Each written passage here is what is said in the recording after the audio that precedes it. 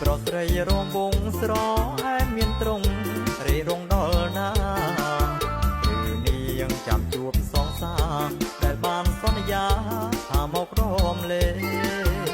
មើលនងប្រុសស្រីចាស់ក្មេងមើលនងប្រុសស្រីចាស់ក្មេងរួមភ្លៀមលឺភ្លេងចង់វាក់រំវងរួមភ្លៀមលឺភ្លេងចង់វាក់រំវង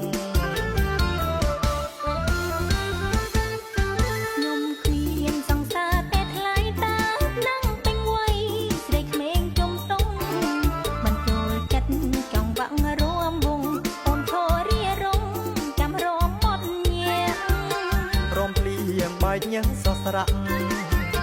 រំភ្លៀងបែកញើសស្រៈរញ័ររញាំងដូចអារាំងចូលសារវ័នឆ្នាំថ្មីមិនប្រមស្រីមករំ